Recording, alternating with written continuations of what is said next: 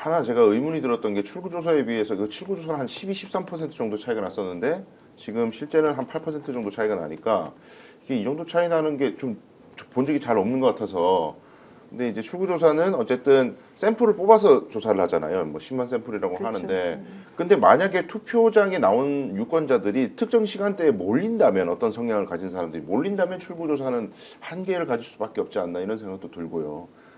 그리고 지금 대구에서 투표율이 원래 사전 투표율이 굉장히 낮았는데 20%대였는데 본 투표율이 80% 넘어버렸어요. 그러니까 마지막에 완전 총결집했다 보수가. 이건 뭐 부인할 수 없는 사실 그리고 같습니다. 좀 솔직히 좀 인정하기 싫지만 부정선거론이 그들에게는 어느 정도 먹힌 것으로 지금 보여요. 이게 네. 안 먹혔다고 하기엔 너무 이 사전선거 때의 투표율과 이 본투표 날의 투표율이 완전히 달라가지고 네. 저는 만약에 부정선거라고 하는 것에 사람들이 정말 관심을 가지고 그게 맞다고 생각해서 이런 행동을 했다 그러면 이거야말로 대한민국의 비극이다. 네. 왜냐하면 특히 대구, 지금 울산도요. 사실은 그 출구조사에서는 이재명 대통령이 좀 더 많이 나오는 것으로 46점 몇 %, 맞아요. 그다음에 김문수 후보가 44점 몇 % 이렇게 해가지고 오히려 이재명 대통령이 좀 더 많이 나오는 것처럼 나왔는데 실제 이걸 까보니까 오히려 더 반대로 지금 돌아섰지 않습니까? 42대 47로. 예. 그러니까 예. 결국은 이제 이들이 이거를 극복해내지를 못했다라고 하는 얘기이고 대구 같은 경우는 너무 표체가 많이 나서 네. 이거는 진짜 실질적으로 30%가 안 됐잖아요. 대구는 그 그렇습니다. 이재명 대통령에 네. 대한 네. 28%가 나왔던 걸 보게 되면 결국은 부정선거론으로 자기네들은 결집하고 정치 승리를 따로 하고 있다 이제 이런 얘기라서 네. 이게 계속된다 그러면은 통합에 정말 저해가 돼요. 어제도 밤 12시 정도에 각 방송에서 이거 이재명 당선 확실 이게 나오는 와중에 문자가 막 계속 들어오는 거예요. 이거 부정선거 우리 인정하지 못한다. 네. 지금 현재 이 상황을 우리가 극복해야 된다. 이런 얘기 계속 나누는 걸 보고 야 이분들은 정말 이 세뇌가 됐든 뭐가 됐든 간에 이 상황을 이해 못하고 인정하지 못하는구나. 그럼 이게 앞으로 이 전국 운영에 있어서 매우 암적인 그 존재를 유발할 수 있는 가능성이 높고 네. 정말 그나마 지금이야 민주당의 국회의원 수가 좀 더 많으니까 국정 운영에 있어가지고 아주 막 힘들고 그러지는 않겠지만 예. 내년에 당장 지방자치단체 선거가 있고 또 그 이후에 또 2년이가 있다 그러면 또 국회의원 선거가 또 있단 말이에요. 네. 근데 그때가 되면은 이재명 대통령이 레임덕에 이제 걸릴 가능성이 있어요. 이 사람이 8년 뭐 이렇게 하는 게 아니잖아요. 일단은 네. 5년 단임제인 거잖아요. 물론 개헌을 하더라도 그 다음부터 되니까. 네. 그렇게 되면 그때쯤 되면은 아예 미리 2, 3년 안에 1, 2년 안에 모든 걸 해결해 놓지 않으면 그때 가서는 정말 예전에 문재인 시즌2가 될 수 있을 수밖에 없다. 이런 생각이 좀 들어서 저는 그게 매우 걱정이에요. 매서운 경고시네요. 부정선거에 대한 거 뭐 당연히 동의합니다. 특히나 이제 중앙선관위의 그 허술했던 첫날의 관리 아우, 이것 정말. 때문에 이제 둘째 날 사실상 투표율이 물론 금요일이라는 측면도 있었지만 많이 떨어졌잖아요. 네. 작년보다 분명히 그 기세로 보면 올라갈 기세였는데 지난 선거보다 뒷심이 떨어졌다. 예, 뒷심이 많이 떨어졌죠. 거기에 네. 이제 첫날 그 부실 관리 뭐 또 인위적인 무슨 자작극 비슷한 뭐 이런 것까지 나타나면서 부정선거에 대한 의심이 커졌고 이게 진영별로 굳이 분류하자 그러면 보수 진영에서 훨씬 더 그 의심이 커졌겠죠.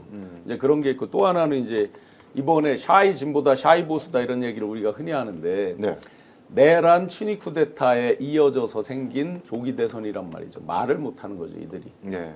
찍어도 말을 못하는 거예요. 거기에 이제 흑화된 그들이 흑화에 성공해 놓은 이재명 후보의 어떤 그런 이미지 이런 것들하고 이제 같이 맞물리면서 속으로 그들이 계속 프랭카드에 정책 이런 거 별로 본 적이 없고요. 초지일관, 기승전, 이재명 아주 흑화되는 더 흑화시키는 그런 내용의 문구들만 늘 가 있었죠.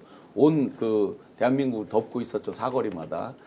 그러다 보니까 찍어도 말을 못하는 거예요. 상대적으로. 예.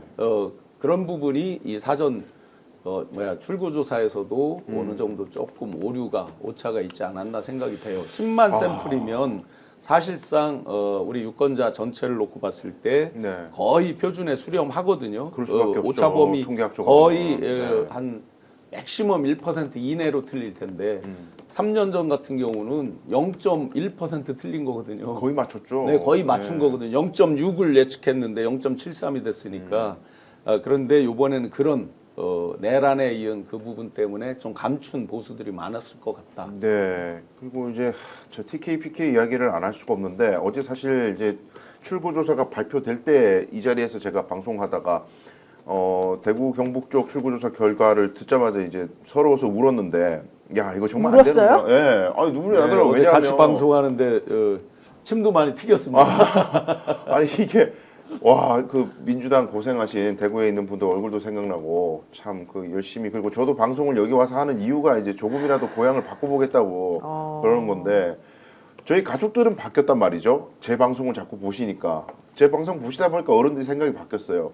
근데 그분 와 아직도 공부하구나. 그리고 부울경이 그 이제 뭐 국힘이 그런 얘기 했잖아요. 야 부울경에서 결집하면은 우리 골든 크로스 진짜 할 수도 있다 이런 얘기를 했었는데, 부울경이 생각보다 아직도 공고한 국민의힘 쪽 지지세를 많이 보이고 있고, 이게 참 영남은 이런 식으로 되면은 이제 저는 이제 이번 선거의 가장 큰 의미가 국민의힘 세력의 종말, 네. 이게 이번 선거로 반드시 돼야 된다고 생각을 했는데 숨통을 붙여준 꼴이 됐다. 또 영남이. 네. 야 이게 너무 비통해요 이게. 맞아요. 지금 숨통을 붙여줬다는 거에 이제 커다란 의미 부여가 뭐가 있을 수 있냐면 41.15를 얻은 부분이에요. 네.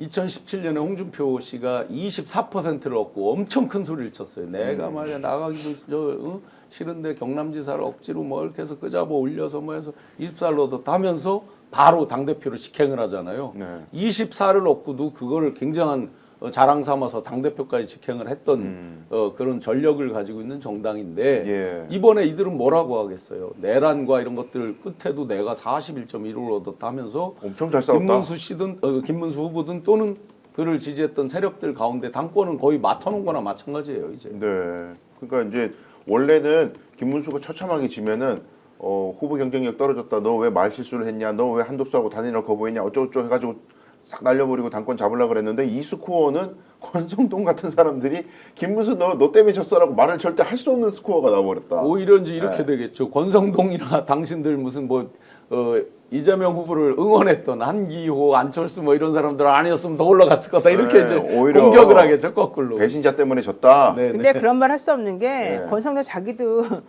이재명 후보를 지지하는 발언을 자기도 했기 때문에 그런 말을 할 수 없을 것 같고, 네. 사실 김문수가 점수 득표를 많이 하긴 했지만 그 김문수 효과라기보다는 그냥 보수에 대한 결집, 보수를 사랑하는 그냥 사람들의 기본적인 마인드를 누구를 거의 갖다 놔도 그 정도 나온다라고 생각하기 때문에 진영의 결과다. 저는 김문수가 게다가 이 의원들 사이에서 새가 없는 사람으로 알고 있어요. 네. 그래서 오히려 저는 김문수 자체에 대한 그런 뭐 옛날에 홍준표처럼 뭔가 해볼 것이다 이렇게 생각하지는 않고, 다만 이제 김문수가 하고 싶은 거는 자기 자체적인 세력이 없기 때문에 정광훈이라든가 뭐 다른 사람으로부터 뭔가 연합전선을 펼쳐가지고 손을 좀 잡는 모습으로 해야지 자기는 좀 말빨도 쓰고 할 말이 좀 있을 것 같거든요.